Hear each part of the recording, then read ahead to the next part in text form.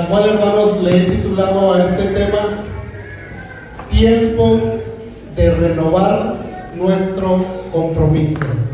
Una vez más, tiempo de renovar nuestro compromiso. Cuando hablamos de renovar, hemos venido estudiando en las escuelas donde hemos aprendido a verlo de una manera diferente. Entonces hoy vamos a renovar, o sea, a volver a comprometernos una vez más. ¿Me siguen, hermanos? Oigo mucha bulla, hermanos, no sé si me están escuchando. ¿Cómo se llama el tema entonces? Tiempo de renovar. A manera de introducción quiero decir, hermanos, que hay un momento específico en la vida de cada uno de nosotros en el cual Dios nos llama a renovar el compromiso y la visión respecto al futuro de la misión y la vida de la iglesia. Pues Jesucristo dio su vida por la iglesia y nos ha comisionado a nosotros, hermanos, para ser una comunidad restauradora, una comunidad que restaure, una comunidad que ayude, una comunidad que sea ejemplo, una comunidad que sea luz y que sea sal del mundo. Una comunidad, hermanos, donde el cansado encuentre descanso, donde el enfermo encuentre sanidad, donde los pecadores encuentren el perdón y la restauración de sus vidas. Ese, hermanos, es el propósito de ser iglesia y ese es el compromiso que tenemos todos con Dios. Amén. Pero lamentablemente, hermanos, creo que no lo estamos cumpliendo. Ustedes dirán y ustedes analizarán sus vidas personales, sus relaciones con los demás y su relación con Dios y al final sacaremos una conclusión. Lamentablemente creo que no lo estamos cumpliendo, con nuestro compromiso debido, hermanos, a que estamos más enfocados en nosotros mismos y en ver los errores de todo el mundo menos los nuestros. Nuestro enfoque viene a ser como el de los fariseos y de los escribas en algún momento, de ver a todo el mundo, pero no verlo nosotros. Y Jesucristo dijo algo muy importante, dijo: ve primero la viga en tu ojo para que puedas ver la paja que está en el ojo de tu hermano. Y nosotros, hermanos, y después, como digo, vamos a ir analizando y ustedes dirán si estoy en lo correcto o estoy hablando de más.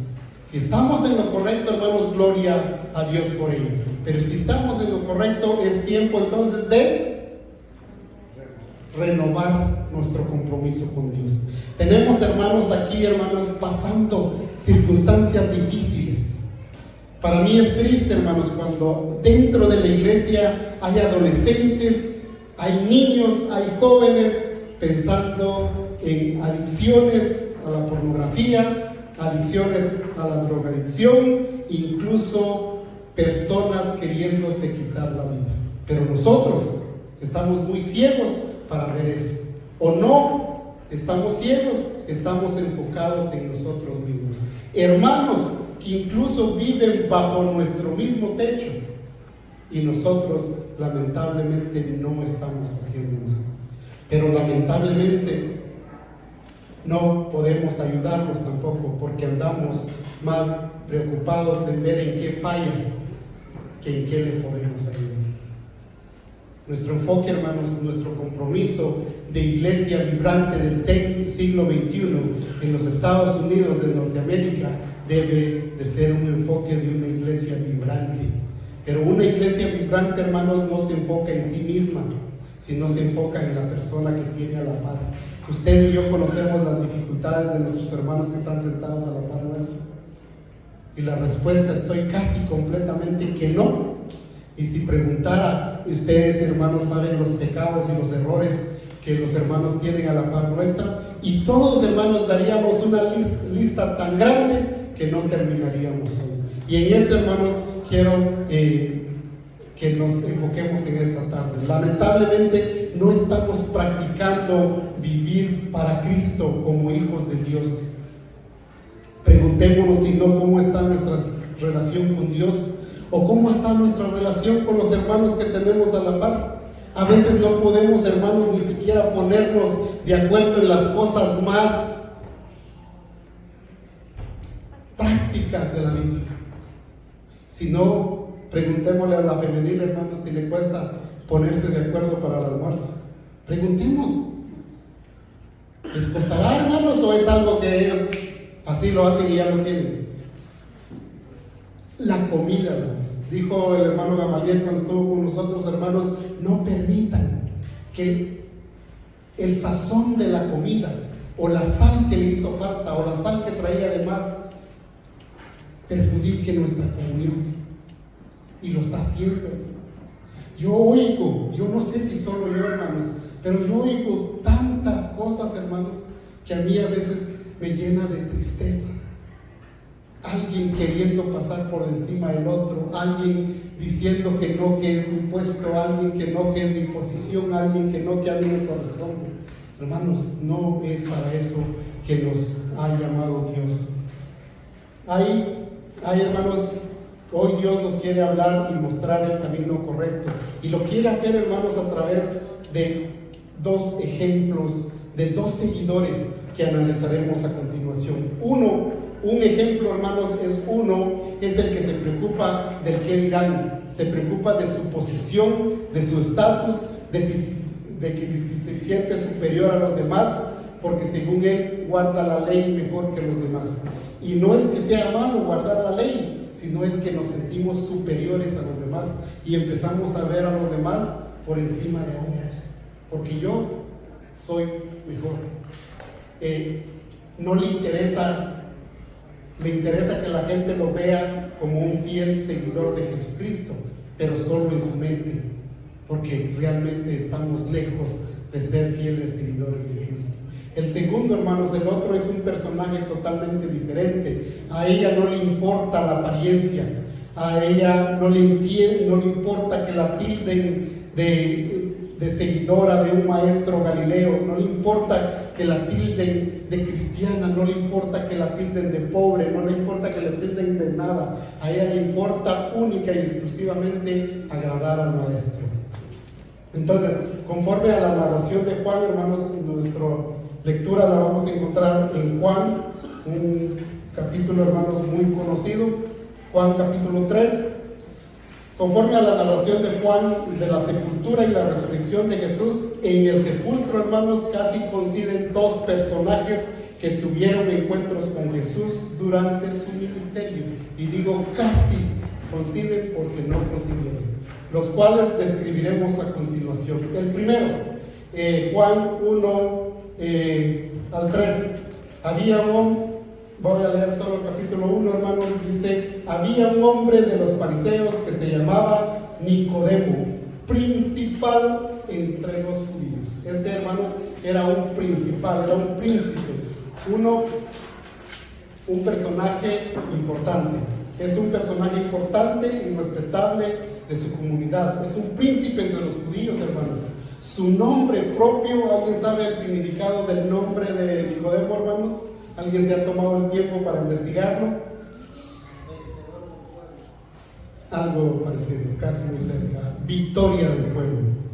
La victoria del pueblo. Esa era la importancia que tenía este hombre llamado Nicodemo. Este hombre vino a Jesús, ¿cómo, hermanos? Este vino a Jesús, ¿cuándo? De noche.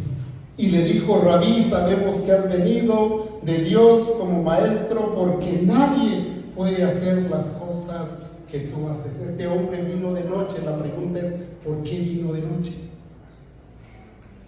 Si recordamos el contexto, hermanos, en el que se escribió la carta o el Evangelio de Juan, es un contexto en el cual las noches realmente eran oscuras, porque no tenían las libertades y los privilegios que nosotros tenemos. Ahora, ¿podría haber Nicodemo contemplado realmente al maestro? No, ¿verdad?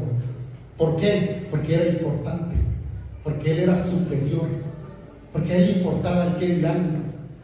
Es decir, hermanos, llegó a Jesús en medio del anonimato que brinda la oscuridad. ¿Por qué? Porque no quería, por ningún motivo, hermanos, ser relacionado directamente con este maestro Nazareno.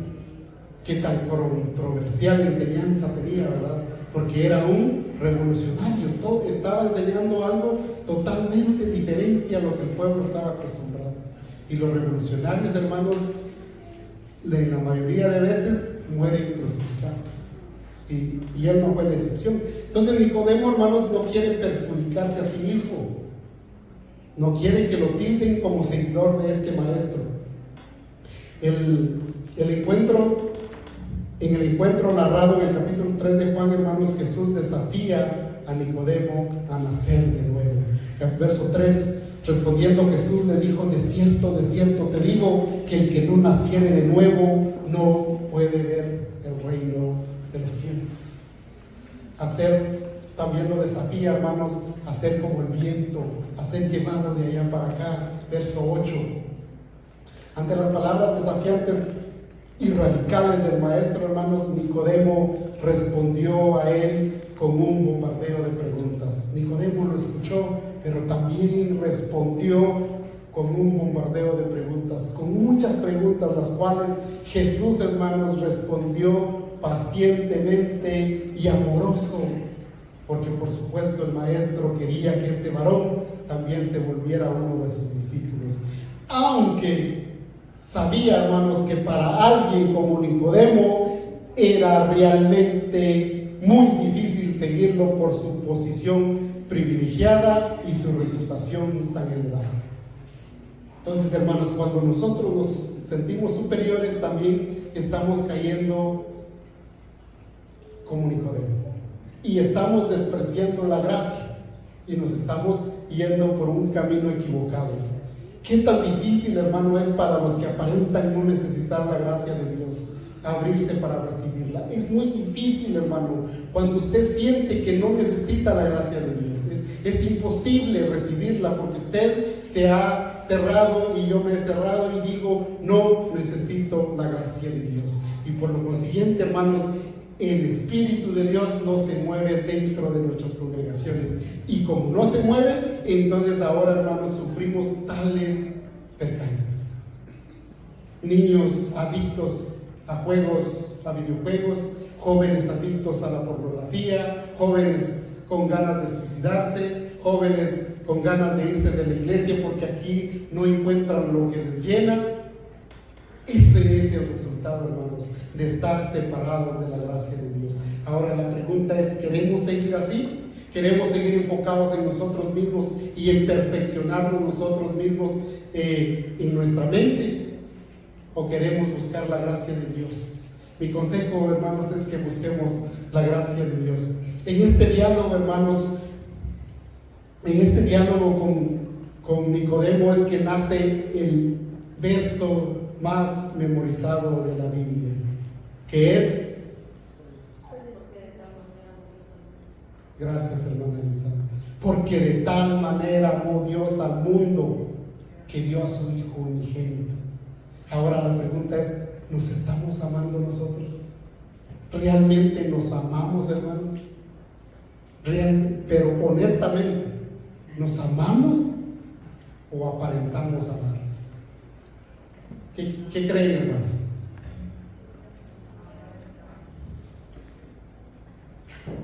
Al guardar silencio, hermanos, Jesucristo explica y Nicodemo al final, hermanos, guarda silencio. Una vez que el Señor termina su discurso, Nicodemo guarda silencio. No pregunta más, pero tampoco asiente a aceptar la invitación que le hacía el maestro. Nicodemo nuevamente vuelve a aparecer, hermanos, ahora en el capítulo 7 de Juan 7, 50 al 52. Nicodemo vuelve a aparecer en escena cuando Jesús está siendo, hermanos, injustamente juzgado por el Sanedrín, del cual él era parte, intentando defenderlo entonces, hermanos, pero sin comprometerse una vez más.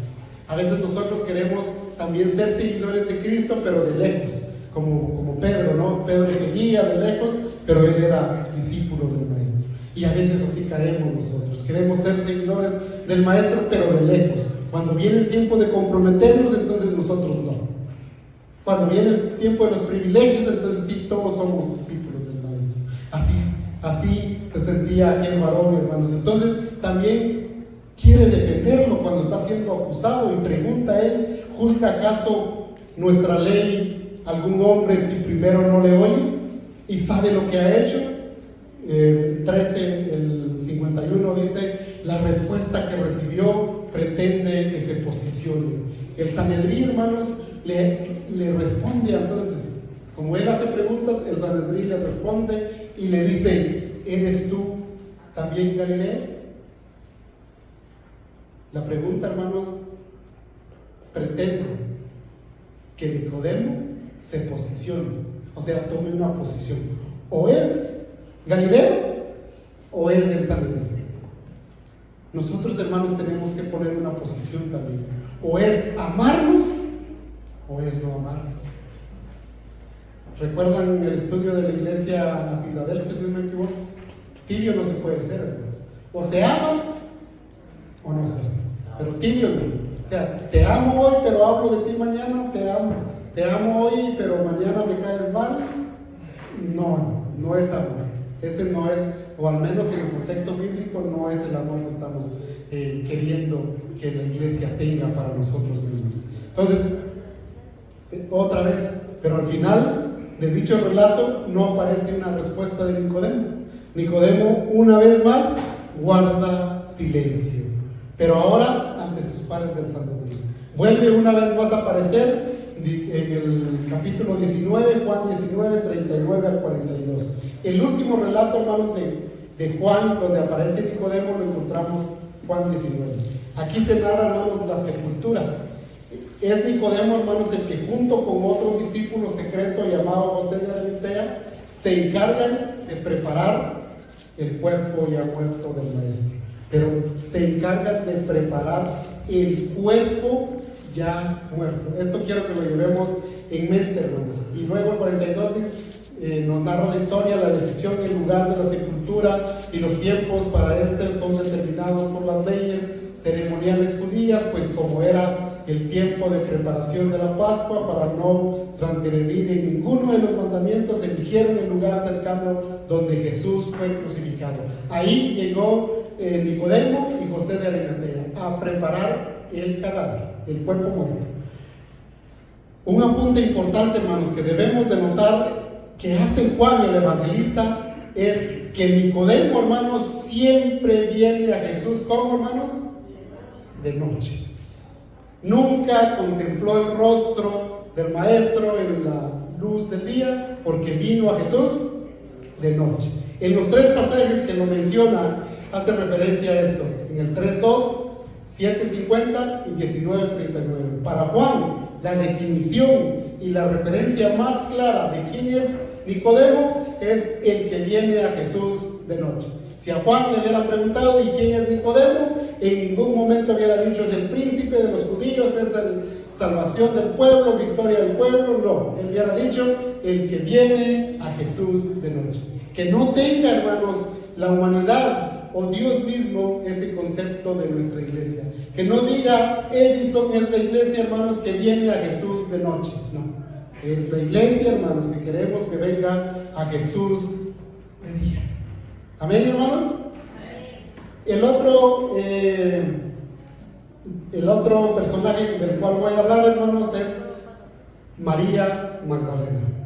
María Magdalena, hermanos, María viene del griego, se deriva del hebreo, que es Miriam. En algunas traducciones dice María y en otras dice Miriam, es la misma. Muchos consideran que equivale su nombre, hermanos, a eminente o excelsa. Una antigua etimología recogida por los escritores eclesiásticos vinculan el nombre con los vocablos hebreos mir, luz, y yan, mar, lo que sería entonces Miriam sería luz sobre el mar. Por su parte, Magdalena, hermanos, sencillamente hace referencia al lugar del origen de María Magdalena, que era una aldea situada en la costa occidental del lago Tiberias, cerca de Capernaum, en Galilea. El Evangelio de Juan, hermanos, a María Magdalena aparece tardíamente, pero en 3 ocasiones fundamentales de la vida del Maestro. Juan 19:25, la vemos junto a la cruz de Jesús, con la madre de Jesús, la hermana y su madre, la María, la mujer de Cleofas. Cuando aparece una vez más, aparece en Juan 20:1-10, después en el sepulcro al que acudió a solas en la madrugada, siendo ya oscuro, y descubrió que el cuerpo de Jesús no estaba en el sepulcro. Y finalmente más tarde, ya en el día, nuevamente en el sepulcro, donde lloraba amargamente porque su maestro no solo estaba muerto, sino que también se habían llevado su cuerpo del sepulcro. Es de llamar la atención, hermanos, que como lectores de la Biblia que somos, que contrario a Nicodemo, María Magdalena es mencionada por los 4 evangelios: Lucas 8:1-12, Marcos 15:45-47, Mateo 27:55-56 y Juan 19:25.